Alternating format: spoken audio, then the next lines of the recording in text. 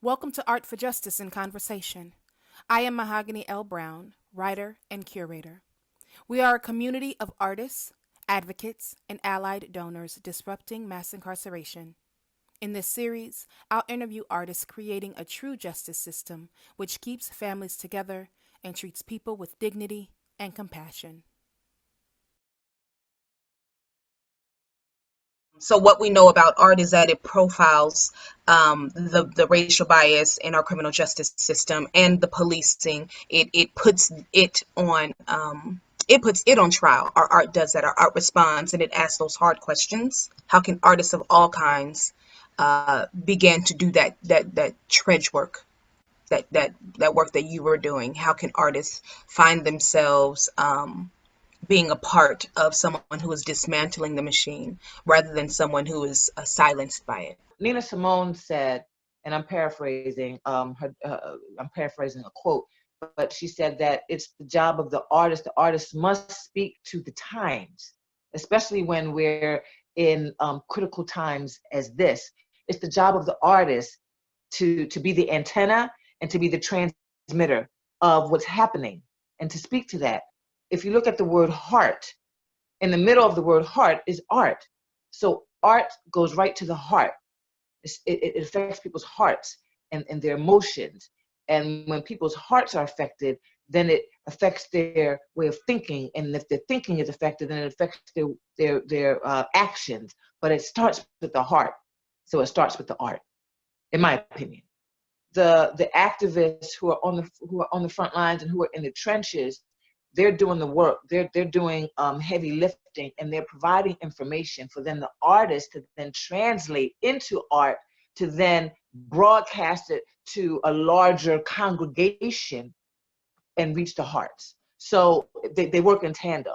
It's not, and sometimes the artist comes first, and then the activist activates the activist, and sometimes the activist activates the artist. So it's circular, it's cyclical. For lasting change, we have to change laws and policies, but also hearts and minds. This is one of the reasons why we believe artists and advocates transform criminal legal system better together. Have you seen the strength of this kind of partnership in action? And if so, what do you think is required for activists and artists or art institutions to work well together? Yes, I've always seen, I've seen several examples of artists and activists working together. I mean, you see, high profile artists like a John Legend or a Common, right, using their artistic platforms to bring to their wide audience information about the mass incarceration. But they're in council with the activists. You understand?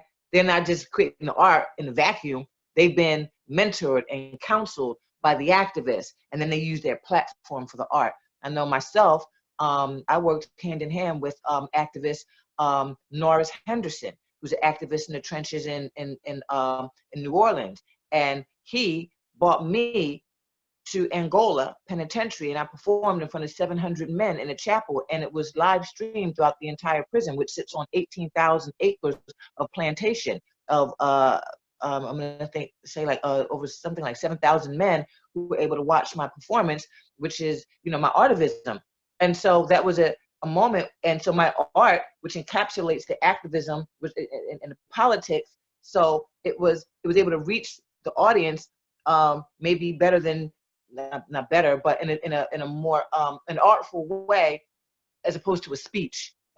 Seeing a lecture, I was able to bring art to the people, but that happened through my collaboration with an activist.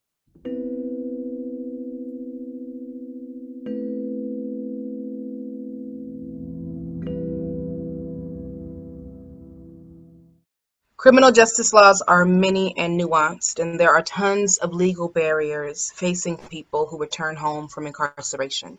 How can we learn about mass incarceration? Where should we start?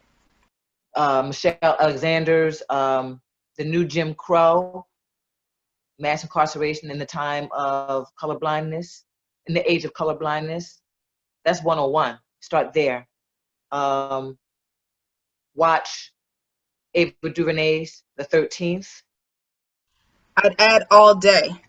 All day needs to be in that syllabus. A Year of Love and Survival, teaching incarcerated kids at Rikers Island. Liza Jessie Peterson, you wrote this beautiful, beautiful. It is not just like memoir, but it's also a blueprint for how we get by. We have a lot of folks coming forward and doing the laborious work of putting their bodies in danger as we speak out against the injustice of watching an assassination, George Floyd, um, on video, and then being told, that it is a part of law and order. It's making white people aware because we've been aware, because we've been affected by it. And so we've been screaming into the wilderness for decades, for centuries, right? And so now this is a moment where white people get to check white people. White people get to check themselves. White people get to reflect on the systems that they've benefited from. And so this is really a moment for them, right? Because we've been in the struggle.